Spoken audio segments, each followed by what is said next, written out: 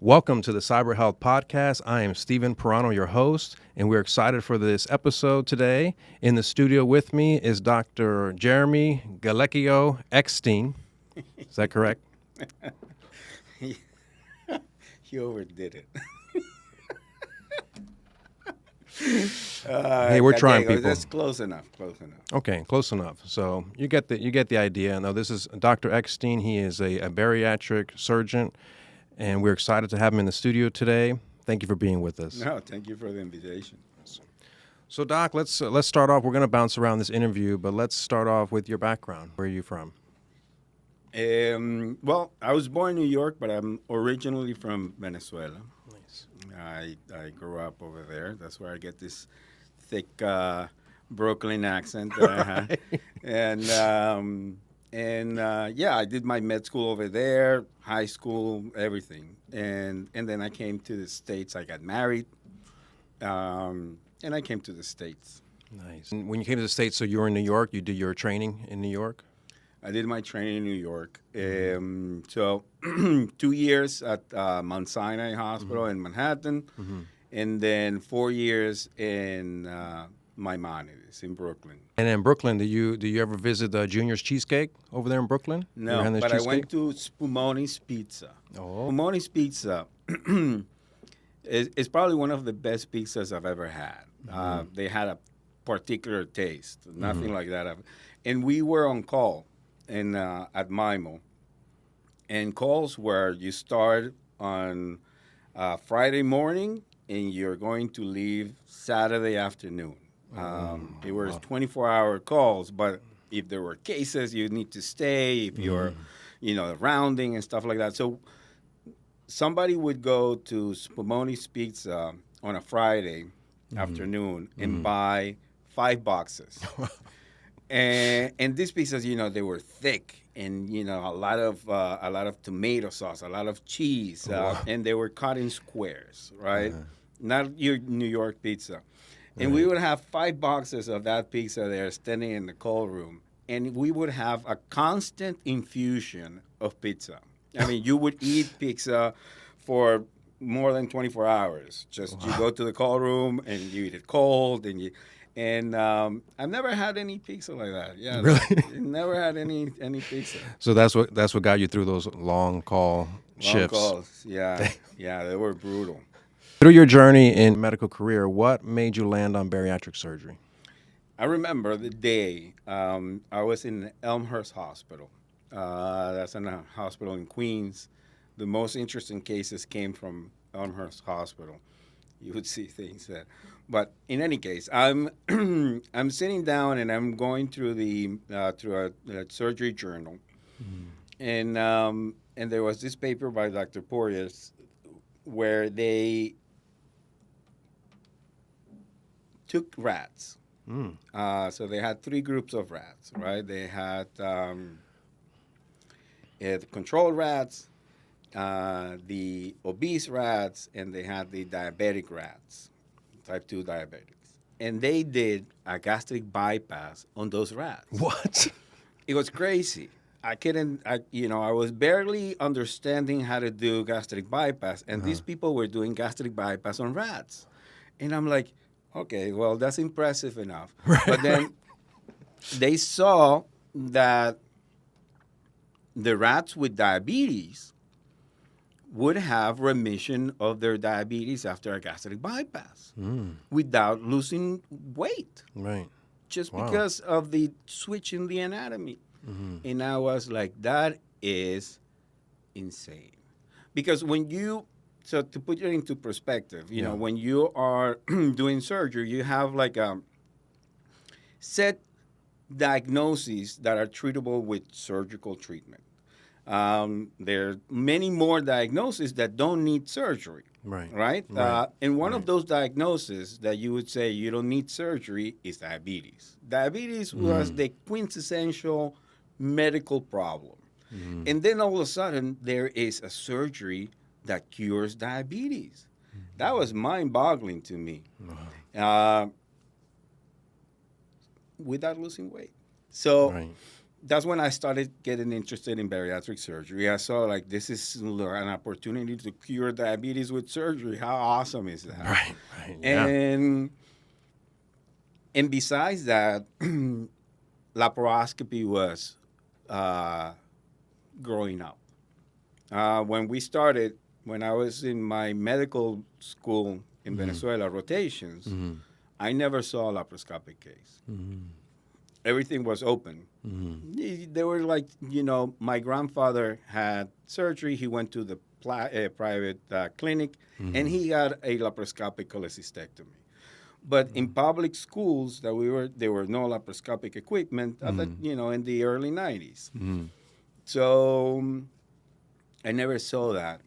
And laparoscopy was growing in popularity. And gastric bypass was the perfect example of laparoscopy.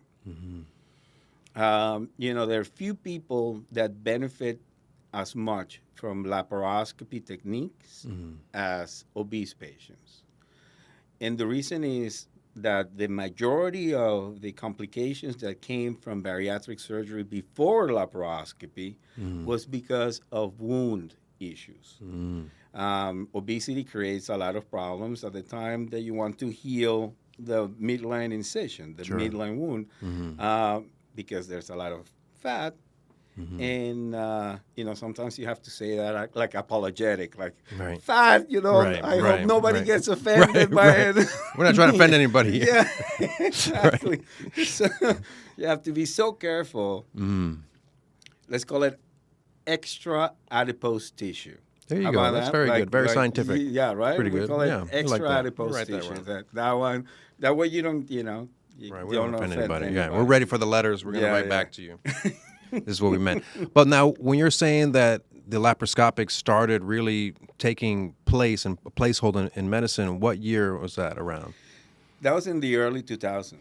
Right. In the early 2000s, people were experimenting. I was in New York, and at Sinai we have Dr. Barry Salke, which was a pioneer in colon resections, and we had at the time I had Michael Garnier, who is a giant in the bariatric community. I mean, some people say that he was the one that popularized the whole sleeve gastrectomy that everybody gets. It comes from him. Right. And people were starting to do all these things laparoscopically, and the majority of surgeons did not do laparoscopy back then, at that time. Right. There were, especially not complex cases. Gallbladders were getting popularized, but I still did some open gallbladders. I did a lot of open appendicitis. That is kind of unheard of nowadays. Right. Who does an open appendix? Right. But I was doing open appendices in Elmhurst Hospital, left and right. Sometimes you would do 7 appendices. It was crazy. Wow. Open. Mm-hmm. I remember initially doing a laparoscopic case in the middle of the night was a big deal. Do you remember that? I was going to say, like back in 2006, I remember I was working in Boca with a Dr. Parra, and he was starting the low anterior resection laparoscopic. Dr. Parra is a very good friend of mine. Is he? He is an amazing guy. An amazing guy. He's in Celebration. He's in I had barbecue the other day at his house with a bunch of other surgeons. So Eddie, what's up, Eddie? I was with him in the very beginning, way back in Boca, 2005. Yeah. Until he left to Celebration. Yeah. He actually trained me in laparoscopic. Having PAs and assistants wasn't that common back then. So as a surgical tech, we may worked out a little bit out of our scope, but they entrusted me and I helped them out a lot, almost like a first assistant. He's still like that. Is he? He doesn't have first assistant. He doesn't. Okay. Now is robotic. So He's 100% robotic Right. surgeon. So, the surgical tech at the bedside is the Right. one that is doing all the things that need to be done. It's a lot. Yeah. I think. I don't know. I'm not sure. I'm not Sure. going to. Right. We want nothing legally. We don't know. We're just assuming. We don't want no legal complaints, and Oh my God! we're just talking. I feel like you need to have like a lawyer here. No, you guys can't talk about that. And a big shout out to Jose Yeguez. That's his cousin, I believe, and we also worked together. He did his residency at Boca, and I hope he's doing well. He's a big guy, right? He's also a great guy, really good friend. We lived in the same building. But Parra, there's few people like him. Yeah. There's few people like him. I mean, this guy, he will work. It's like I don't know where he gets the energy. Right, the guy works. And then then you go to his house and beautiful house, and then you sit down, and he still has energies for endless stories, endless. I mean, I'm telling you. And these stories are multimedia because he would take his phone out and then he will and I went and he showed you the picture. Look at this place, Yes. So it's a multimedia spectacle. No, he's an amazing dude, an amazing guy. Big represent props to Eddie Parra, Davila, right? Davila, right? You're talking about prima accent. I mean, you're half Latin. But what is that pronunciation? But you know what happens is I usually roll the tongue better with some tequila. That's what I tell people. It's just like that. At least that's what you think. At least that's what I think, right? It's just like my comedy, where there's a 2-drink minimum. There's a purpose for that, right? But so you don't remember the next day. So you don't remember how bad I was? Like, no, he was great. I don't know. What was he good? I don't know. You tell me. Right? What did he say? I don't remember.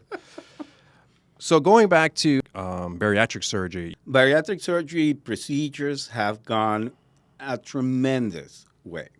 Back initially in the 2000s, a gastric bypass was a very risky endeavor.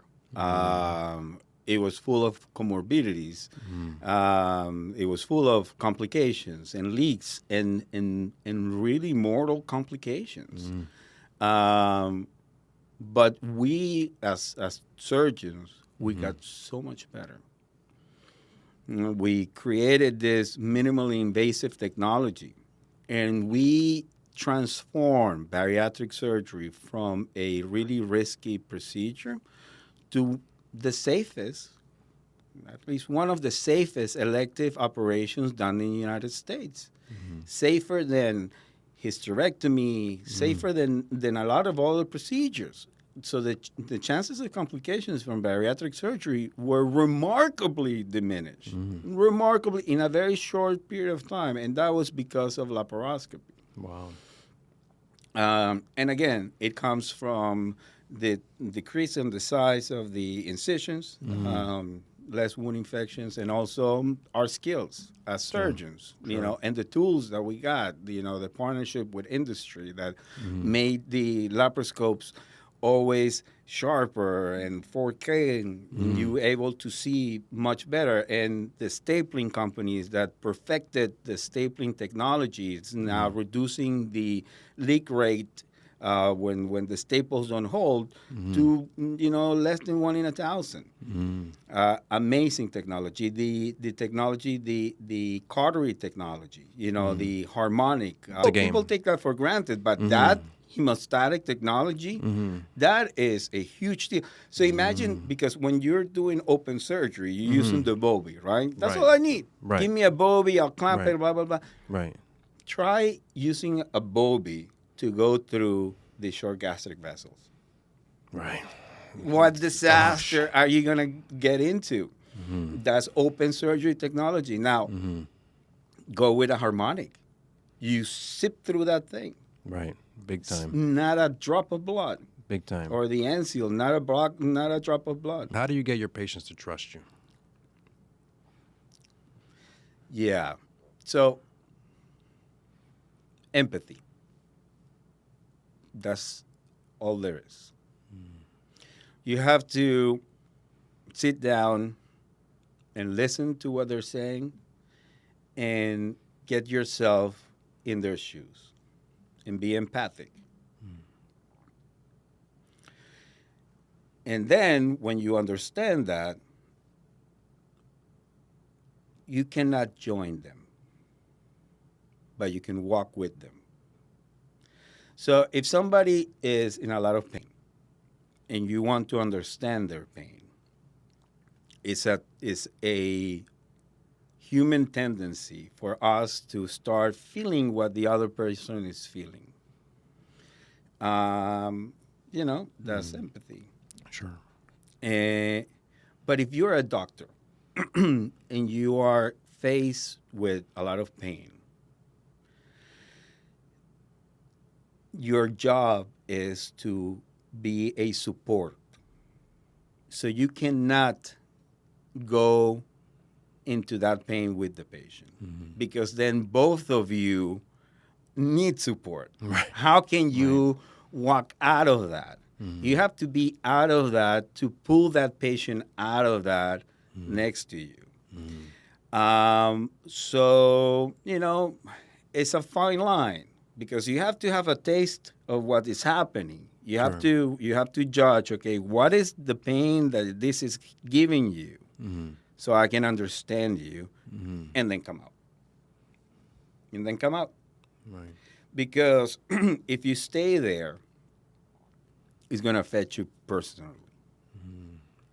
And then you're going to be carrying the problems of 1,000 people. Right. And that is more than a human can take. Sure.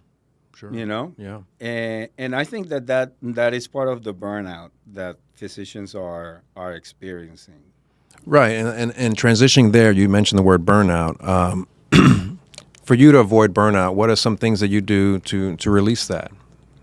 I understand that I think you from the weekends you ride a Vespa, if I'm not sure. I think when you pulled up in the studio today, yeah, were you in a Vespa? Yeah, but I don't wear it as good as you, because you look much more Italian. This is the helmet he rode in on today. We left it here.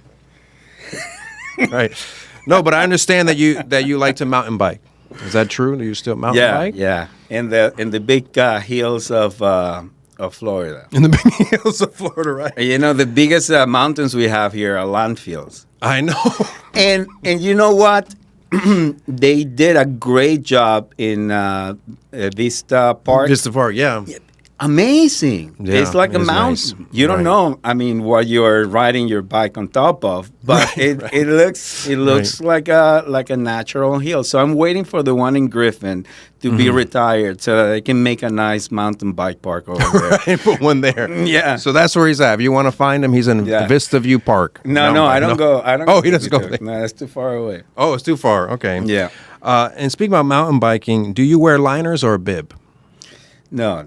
You don't wear that? No. This is mountain biking. This is for real men. We don't wear licras. We wear shorts. Everything's Everything is. Yeah. No. Eddie told me to ask you that one. No, not that. Not that. Who asked you to?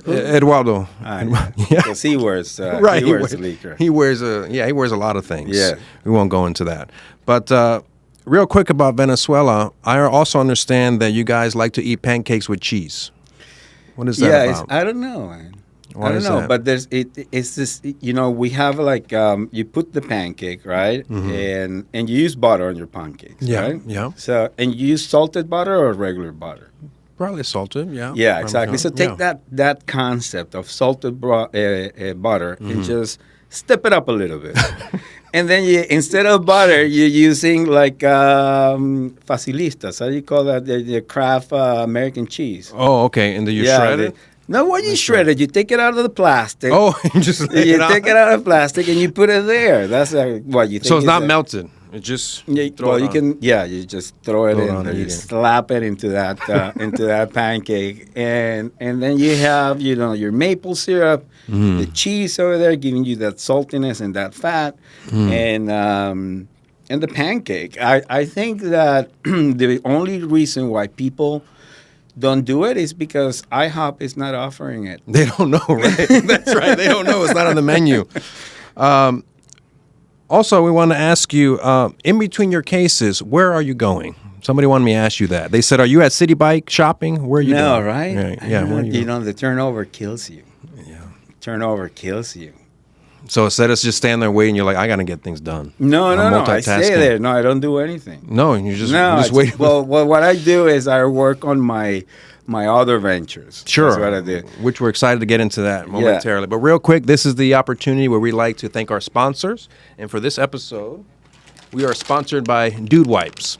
That's right. So if you're not sure what Dude Wipes is, I'm sure your wife will appreciate it. They're tired of you taking the green tea, cucumber flavored baby wipes, and this is a Dude Wipe. You can use it any time of day. Is that for real? And this is Dude Wipes. We appreciate Dude Wipes. Is This is 100% not for real, but that's okay. We hope we don't get sued. This is one of our first episodes. We have a lot of lawsuits coming. Dude, we hope not. I mean, I think it's a brilliant idea. It's a niche. Right? It's a niche. It's a niche, Yeah, yeah. because people, I have a friend that's been using wipes for before anybody used wipes.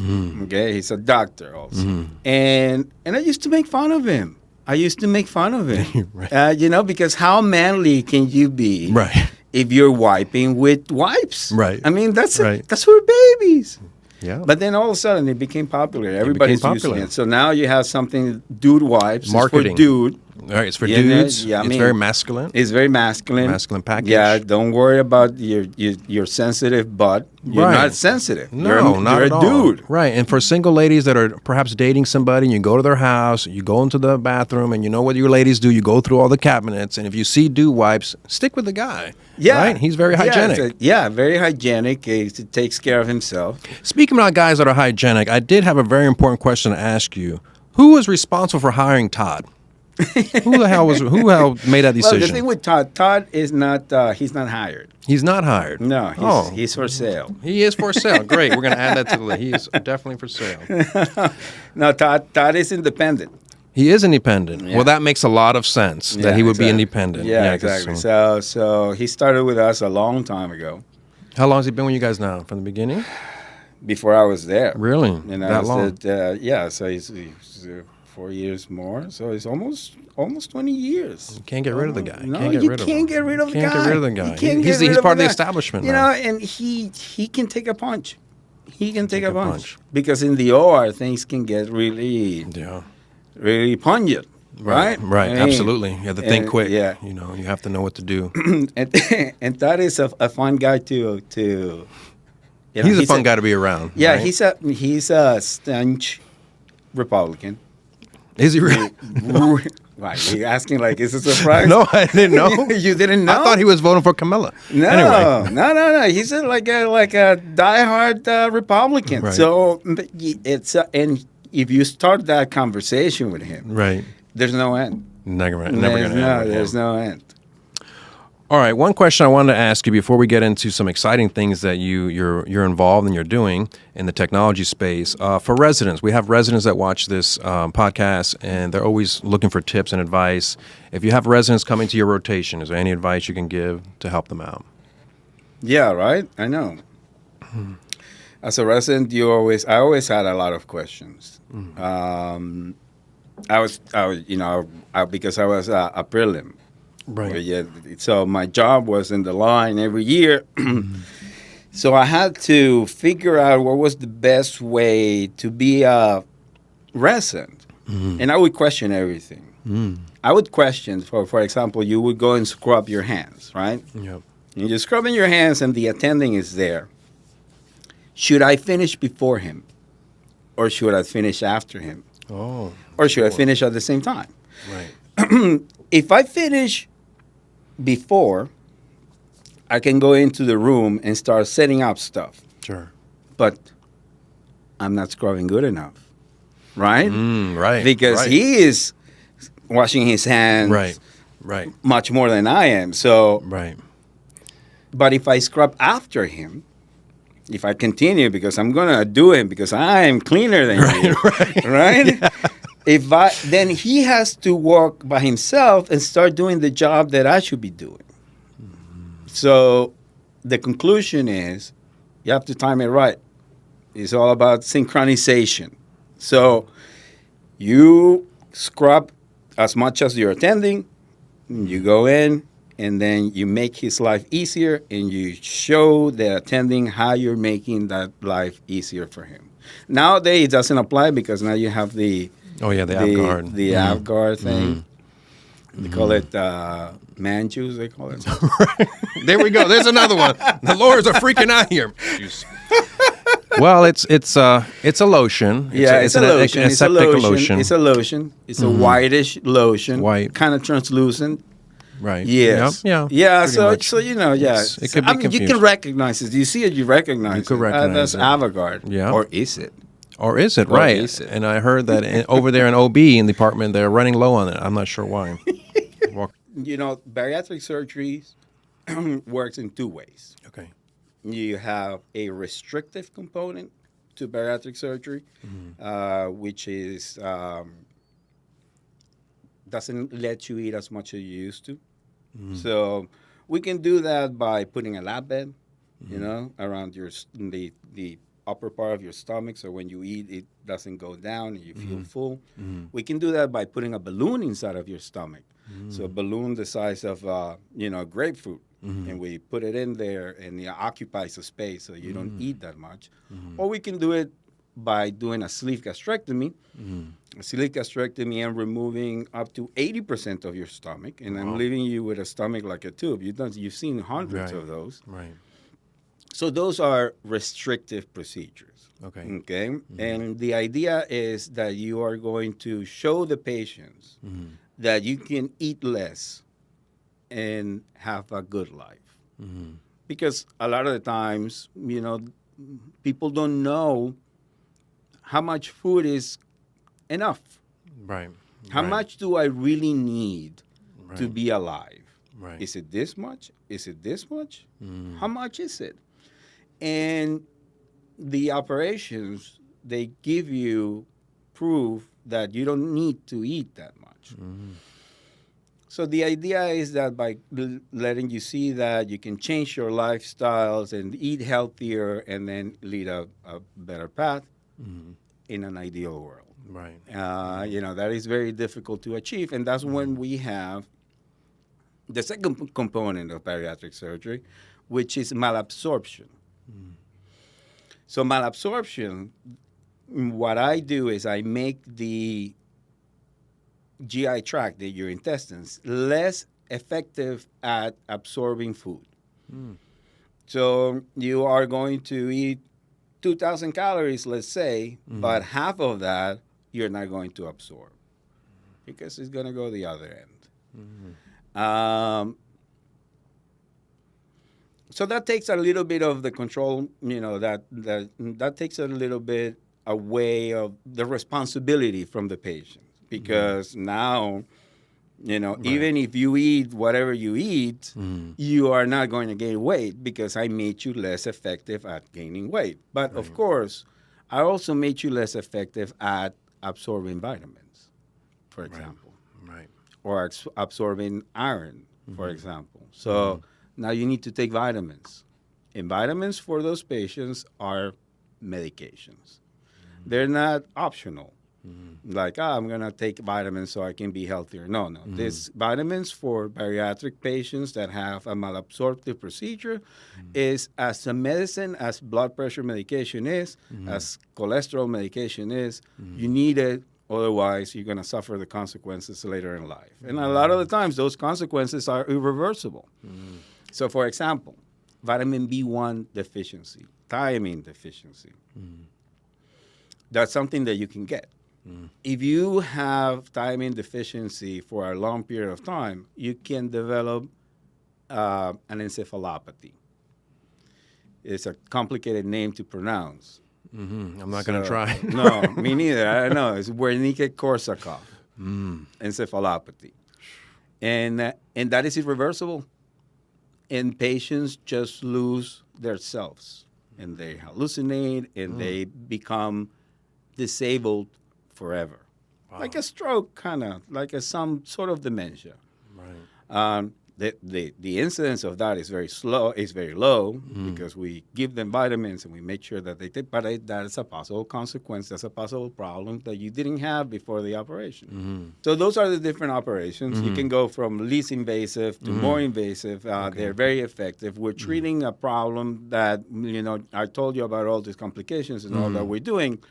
And it makes sense because the complications of obesity are much worse. I actually, to interrupt you, sorry, I did hear you before say somewhere that obesity is a disease. It is not a choice. So can you explain that? Well, obesity is the side effect of carbohydrate addiction. Just like alcohol addiction can bring about cirrhosis of the liver, or nicotine addiction can bring about lung cancer, carbohydrate addiction, sugar addiction ends in obesity. So that's what we're treating. At the end, the root cause of the problem is that addiction. And the way I've come to understand it is that everybody has a number. So how many grams of carbohydrates do you need to eat in a day? And everybody has a number. So you see the people that have sweet tooth, their numbers are higher. So, and the people that don't eat any sugar, the numbers are lower. So, and by that I mean maybe you can live off 40 grams of carbohydrates a day. There are people that need 500 grams of carbohydrates a day to quench that addiction. And then that addiction ends in obesity. So it is, and obesity is a disease. Not everybody that is obese has the disease, because some people are able to maintain their weight or get heavier without suffering the consequences. It's like a predisposition that you have. You can get heavier without developing diabetes, for example. So you can see a patient that has a BMI of 30 or 32 and has bad diabetes because the body cannot get bigger. To understand that, let me just say what obesity is. Okay. So obesity, or getting fat, or fat, is a defense mechanism that the body has against high sugars. So sugar has to remain in our body within a range before it gets toxic. If the sugar is too high or too low, you have consequences. If the sugar is too low, the consequence is you die very fast, because your brain needs a lot of sugar to run. And if you get hypoglycemic, then your brain starts to burn out. And that is irreversible. So if you're too low, that's catastrophic. Too high, we can manage. But the problem is that sugar is very oxidizing, because it's like a fuel. Right. So it gets stuck in all places, and it gets stuck in the nerve, it gets stuck in the kidney, it gets stuck in your heart, it gets stuck in all places, not in the brain, because the brain is very regulated. So sugar is toxic. What does the body do? So the first thing it does is burn it. Let's burn sugar. Right. The second thing it does is let's store it. Let's store it in the form of glycogen in our body, in our liver. Sorry. And the third thing is all right, we don't need this much energy right now. We're going to store it in the form of fat. So the sugar turns into fat, and it goes to your adipose tissue, your fatty tissue. And the more fatty tissue you can accumulate, the better off you are away from getting diabetes. But there are people that can just not physically get that big. There are people that cannot reach 300 pounds before they get really bad diabetic. And once you get diabetic, you cannot get fat anymore, because you need insulin to store that sugar into the fat. And the problem with diabetes is that you don't have insulin. So you cannot get fat anymore. So your body said, this is it. This is as far as I get. But then you start injecting insulin, and you bring those insulin concentrations higher up, and then you start getting fat again. And that's why people that have diabetes sometimes don't like getting injections of insulin, but not because of the injection, but because they get fat. Wow. So it's a catch-22 because you have to, if you're diabetic, you have to control that, right? But fat is not the enemy. Fat is actually the friend here that is misunderstood. And people think that fat tissue is bad. Fat tissue is just a manifestation of the problem. The real problem is the amount of carbohydrate and sugar that we have in our blood. That's the real problem. Right. So we really are what we eat, right? To a certain extent. Well, I've been seeing on social media, sometimes they kind of like know your mood, or your mood is based on what they want your mood to be. Right. But then you get into this this trend of videos that are all similar, and then like for a period of time, that's what you see, and then it changes into some other interest. And I wonder what drives that. But recently, I've been getting a couple videos of people saying that our cells and ourselves change every 7 years. So our cells are constantly dying and reproducing, right? And when they multiply again, they need to get that matter from somewhere, right? And that matter comes from what you're eating. So our cells exchange completely, for some exceptions like neurons and myocytes of the heart, that then they are there and they don't change. The other cells of our body, can change much faster, like the intestinal lining or the skin cells. They change within weeks. But in 7 years, let's say that all of your cells are different than what they were before. What are they made of? They're made of what you eat. And can you even say that you're the same person if you are completely different now? If all of your cells are not the cells that were there, 7 years ago. That's true. Yeah. So, I don't know what it It's means. interesting. Right. You can get into metaphysics Sure, with all that, and right. your consciousness and your soul and your entity. I don't know what it means. Right. And I don't know what implications it has scientifically, but I can tell you, though, that if you are made of what you eat, then in 7 years, you're going to be a completely different person. Yeah, that's true. You are doing some exciting work outside of the operating room. So do you want to talk about that? And that pertains to technology. Yeah, so I don't think that is outside of surgery. It's all about it. Okay. So, when I was in residency, as part of me trying to prove myself to keep my job, and my program director, Joel Horowitz, this is like your prototypical surgeon. He's stocky dude. Really, really rough edges, in New York. Really rough edges, but with a very sharp sense of humor. Very sharp.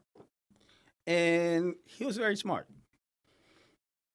So one day, we're there, and the ACGME, the accreditation body for all residencies, come up with the core competencies, which are 6 competencies that each doctor have to have in order to become a doctor. The problem at that time, this is a very ambitious thing, but the problem at that time was that we didn't figure out how to measure those things. How do you measure like competencies? We know that this is what they have to have, but how will we measure their progress? We're trying to figure that out. And our program director, Horowitz, and our program director was actually Joe Cunningham, and Horowitz was the associate program director, but he was the acting program director. He was the one that was with us all the time. And ask for a project.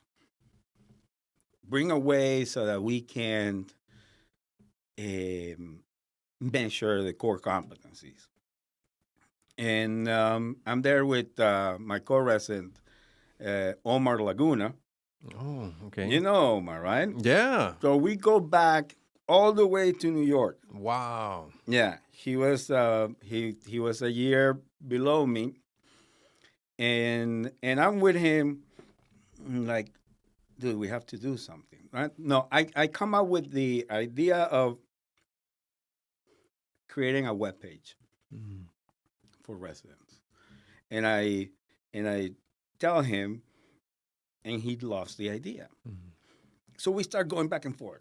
You know, right? Well, we're going to do this and that and that and that. And I say, you know, Omar, I know a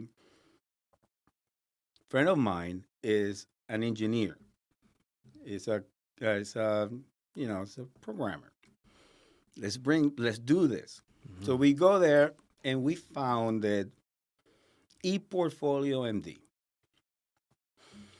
So it was this platform, this back in 2005, 2006, right? There was barely any Facebook. Right. MySpace was the thing. Right. MySpace. Yeah. Remember yeah, MySpace? Yeah. So MySpace was the thing. So we were like, let's do a MySpace, but for general surgery residents.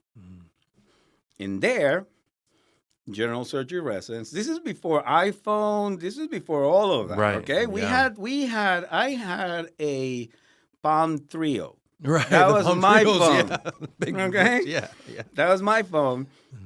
My friends had Blackberries, but the Palm Trio was the one that had Hippocrates, which is a medical application. So I was, you know, I needed to use the Palm.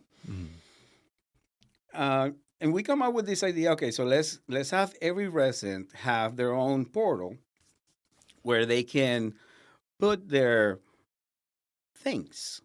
You know, we as residents, we were doing a lot of things. Sure. You know, looking at patients, charts, writing things, presenting things, writing papers, putting lines, doing all sorts of things. And I felt like, you know, we're doing all these things, but a lot of those things are getting lost.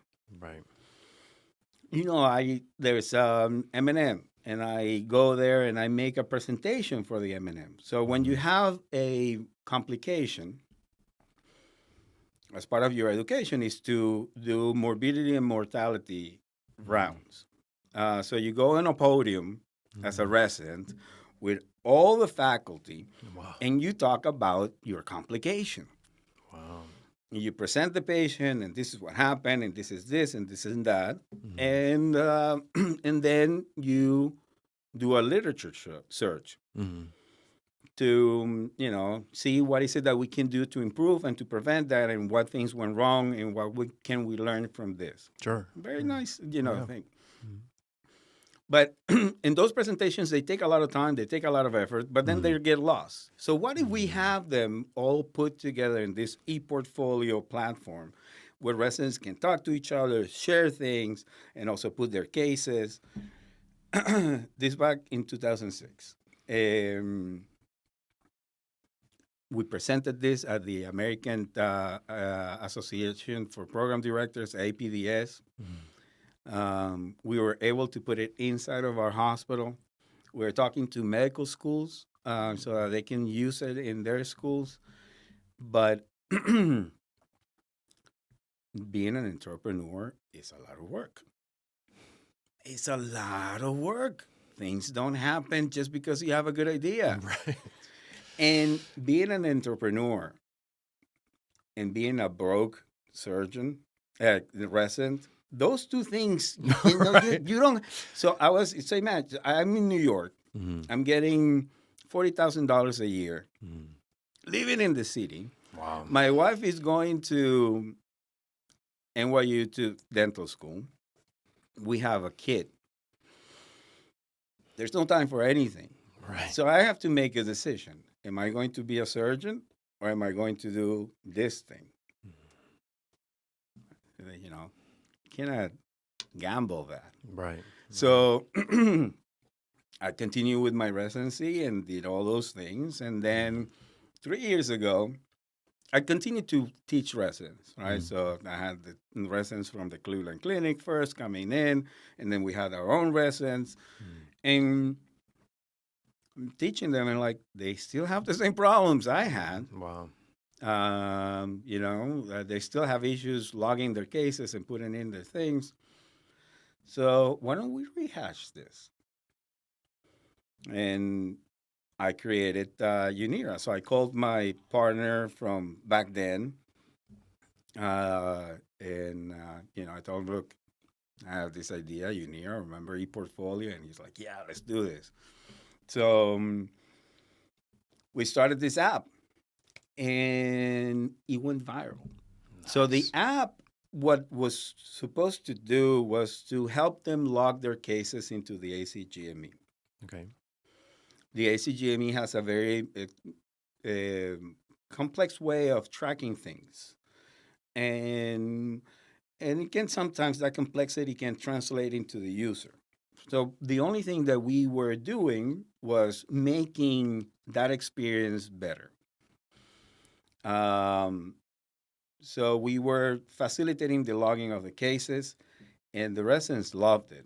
Mm-hmm. So we were able to capture in a year by word of mouth 15% of our target audience, and we were in over 50% of all residency programs in the United States. Wow. Including Stanford, Harvard, Johns Hopkins, Duke, Mayo Clinic, Cleveland Clinic. I had at least one resident that was using this application. It was great. Yeah. But there's a lot of, it's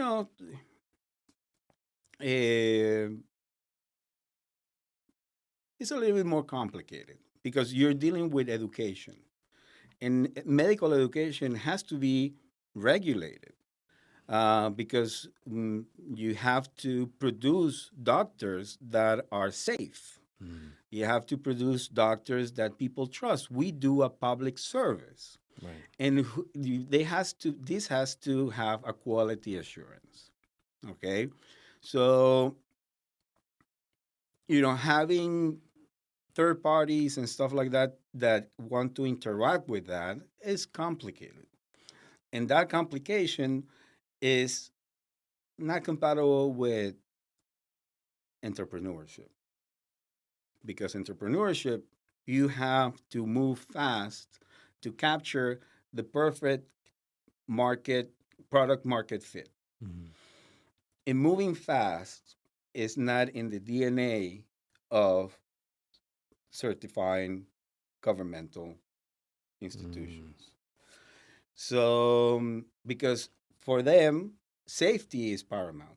The safety of their users and the trust of their name. Right. We're moving around. We're Western because you have to move around because you don't know the answer.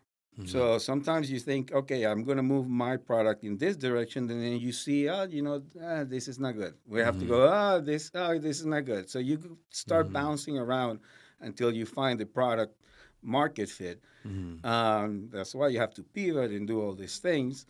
And it's a different speed. Sure. So we had to abandon our focus on residents. But that doesn't mean that we cannot help surgeons.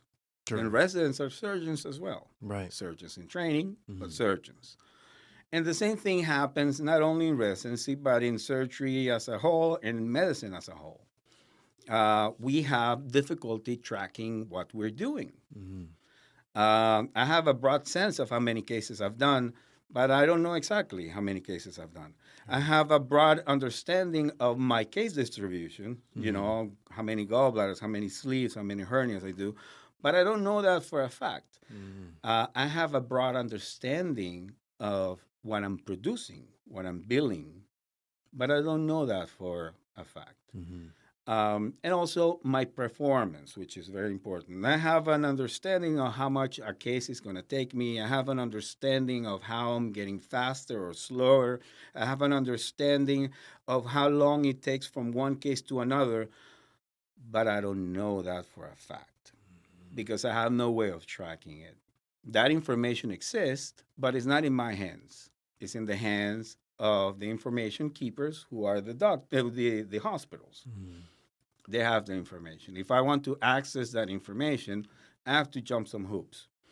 Whether it's hoops in my EMR that I have to do some clicks and stuff like that to produce a report, or I have to call somebody and ask for that report, or I have to wait a week for the report to print next time because they give it to me weekly or monthly or whatever it is. Mm-hmm. But I don't have it.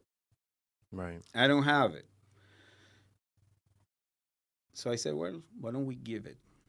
Mm-hmm. And that's when, I pivot, UNIRA. And UNIRA is now a AI-powered surgery performance tool. Nice. Yeah. That's awesome. Yeah. So, we're in the beta process right now. So I have, 30 plus testers that are working on it. We're doing some tweaking here and there so that we have the fastest CPT code search engine powered by AI. Mm-hmm. So we have nice graphic and we show information that is relevant in the phone. And that we also make sure that everybody that joins UNIRA is who they say they are. Mm-hmm. Because as I picture it, as I see UNIRA growing from what it is, surgery performance tool, to also a sort of a way for doctors to contribute with each other and see content and do all these things, I want to make sure that everybody that is in the platform is a doctor. Right. And it's, it is who they say it is. Because, there might be information there that is not privy to anybody, because it gets out of context. Sure. It's difficult to understand what goes on in our world if you're not part of it. Right. Right. Absolutely. So I have to iron some kinks so that I can make sure that the people that are getting into the platform are who they say they are, and I don't get, people that don't need to be there. Right. You don't want any threat actors or someone to just make a thing. Exactly. And have. Well, the first thing, since I'm in cybersecurity, the first thing that I would say is have MFA, multi-factor authentication, right, for your logins. That would be the first exactly. step. But the problem is, how do I know the person that is doing that authentication is the person that they claim they are? True. And then they would probably say, well, then we'd have to have some either biometric or a photo, making sure. Exactly, right? but still. And still they can get around that, right? No, how do I know that person that is taking the picture is a doctor? That is the question, and that is what we are solving right now. Sure. Because you can say you're John Smith, and that's your face, John Smith, and that's your phone, and that's your fingerprint. We do the two-factor authentication, but how do I know that he is a doctor? Right. And why did I choose the name John Smith? That is so stereotypical. I should have used some other name. Yeah, like a Latin name. Like a Latin name. But like then Pepe Lopez. Pepe Lopez. How do I know that is Pepe Lopez? Right. I don't know. That is true. I don't know. And we're going to give him the answer, but we're going to do that off the podcast because that's a fee. We're going to charge him a fee for that information, right? But you're right. That is a big concern, threat actors that get into different applications for whatever reason. And like you said, you want to make sure they're our medical physician that is a part of the app and also in the community, giving information, sharing information. Exactly. Because then you got to think about HIPAA too, right? If you have any patient information and all of that. Well, that's the interesting thing, right? So the platform that does not store any patient information. Oh, okay. Nothing. And it's discouraged. It doesn't store also hospital information. So it doesn't. You are not able to put in what hospital you did this. Okay. And the reason why is that that is intentional. And it's because I believe that the information that is being put into the app is of the ownership of the physician. The information that is being put into the app is just the information of what they're doing. Got And you. they have ownership of their activities. Right. You know, they have ownership of their abilities. They work really hard to be able to do what they do. Sure. A surgeon had to go through a lot of 15 years. Were you in Of for 15 training. years? Is that 15 that was years from med school, from college, all the way to 15 years. 15 years. Right. So it is That's an investment of time. It's an investment of time, and it's an investment of life. Right. So the app is basically helping them create like a surgical portfolio. Yeah, that's one of the things. That's amazing. Yeah, that's one of the things, and give you insight. It's more of a tool to help you with your practice. Right. You And know, there's to a give lot. you an idea what is it that you're doing, Right. how you're performing. We have so many plans. That's awesome. So many things Wow. that we can put together to make this app even better. This is just the beginning Wow. of the things that I've been thinking about this a long time. Mm-hmm. A long time. Right. That's great. That's awesome. See? You see, I have, it's because I have time, in between those Do turnovers. the turnover. Yes, so He's one working and on a your half knee. hours. What am I going crazy Right, over there? right, 1.5 right. hours. Like, oh my Right. God.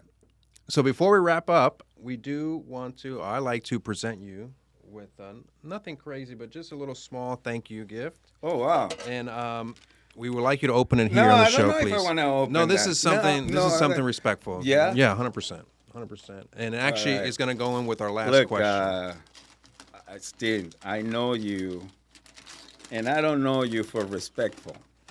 Okay? So, I don't know. I mean, that if they were going to ask me, give me some attributes or some characteristics, respectful, it's not going to be my top 5. Oh, you wouldn't say that? Oh, so if someone to say, "How do you know Steven?" You would just say he's a nice, respectful human being. Yes, you are. Thank Yes, you. are. Okay. Yes, Thank you. are. There you go. Put that on. Write that one down. He said it. I'm having problems with you. Yeah.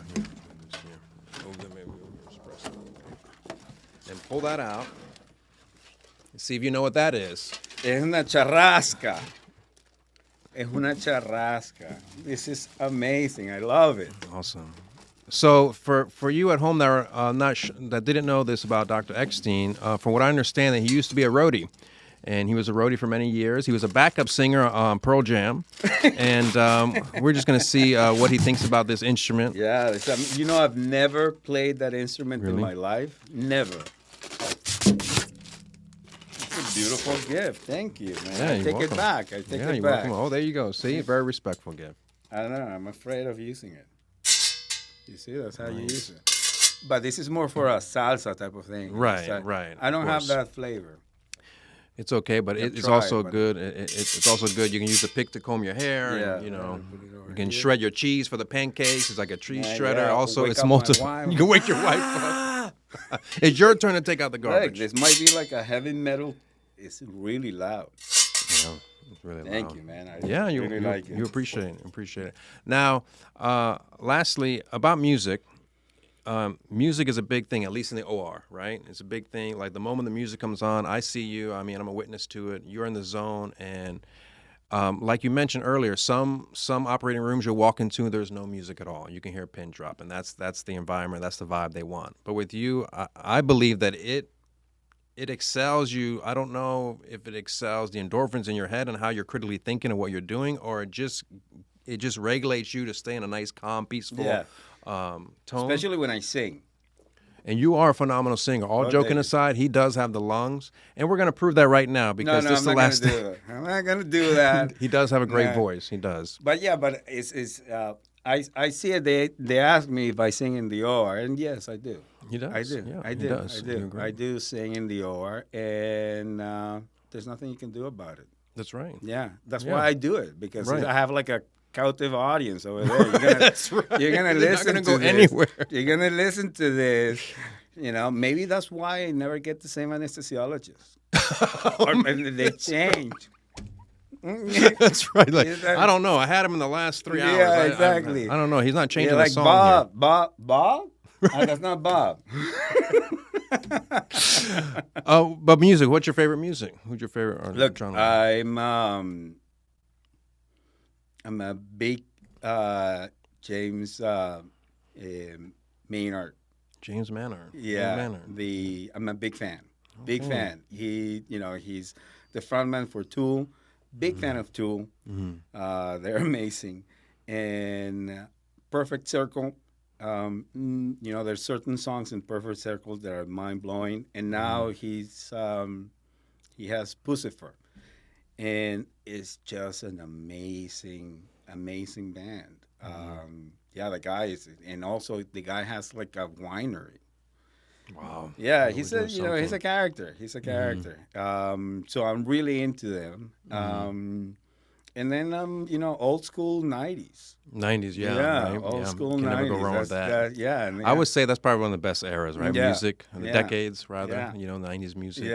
Yeah, all the the rock grunge movement over there. Soundgarden, Pearl Soundgarden, Jam, Pearl Stone Jam. Temple Pilots. I mean, he's so close with Pearl Jam. They made a song after him. Jeremy, look it up. That song is what started it all. I was telling you before that one of my best friends, he played the guitar and he heard me singing, and that song, he said, dude, you can sing. And that's when we started playing together. But I don't know if you've seen the video. No, I haven't. Oh my God. Yeah. So you don't know what happens to Jeremy in that song. No. Dude. I need to see it. Jeremy is bullied to the point that there's some gun violence in the school. Now the video makes it look like he killed himself in front of the classroom. Wow. But it's not that you don't know that for sure.